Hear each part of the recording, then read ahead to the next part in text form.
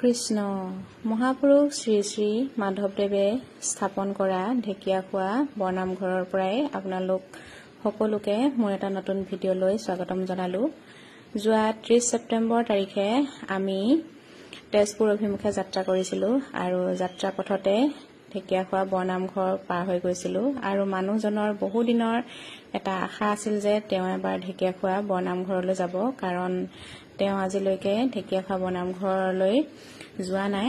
আৰু এই যাত্ৰা পথৰ সুযোগকণতে এই চেগতে আমি যোৰহাটৰ ঢেকীয়াখোৱা বৰনামঘৰত এপাক সোমাই মূৰ দোৱাই যাওঁ বুলি ভাবিলোঁ, কাৰণ আমি যেতিয়াই অকণমান দূৰলৈ যাত্ৰা কৰোঁ তেতিয়াই ভগৱানৰ আশীষ লওঁ। আমি শিৱ মন্দিৰলৈ যাওঁ, সেয়া আপোনালোকে জানেই।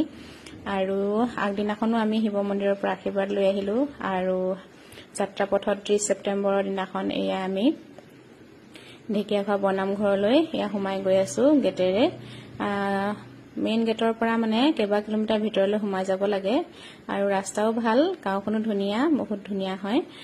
আৰু এয়া হ'ল ঢেকীয়াখোৱা বৰনামঘৰ। মহাপুৰুষ মাধৱদেৱে এই ঢেকীয়াখোৱা নামঘৰটো স্থাপন কৰিছিলে। আমি যিহেতু এফালে যাত্ৰা কৰি আছিলোঁ, সেইবাবে আমি মেখেলা চাদৰ বা ধুতি চুৰিয়া পিন্ধা নাছিলোঁ, সেইবাবে বাহিৰতে দাদাজনকে সুধি ল'লোঁ।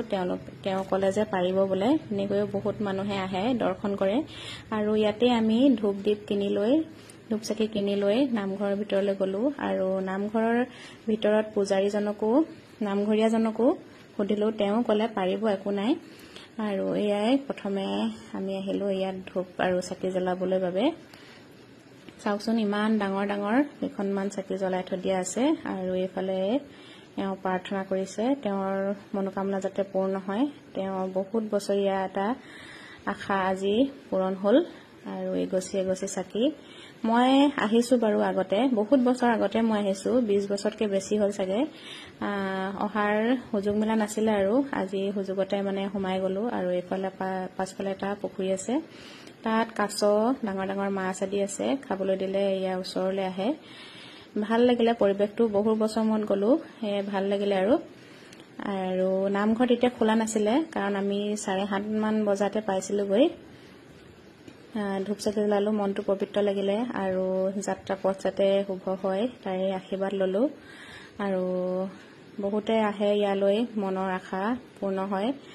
আৰু ইয়াৰ মহত্ব আপোনালোকে জানেই। ঢেকীয়াখোৱা বৰনামঘৰ ভাদ মাহত ইয়াত বেছি লোকৰ সমাগম হয়। আৰু আমিও এপাক সোমালোঁ, আশীৰ্বাদ ল'লোঁ, মনটো খুবেই বেছি ভাল লাগিলে।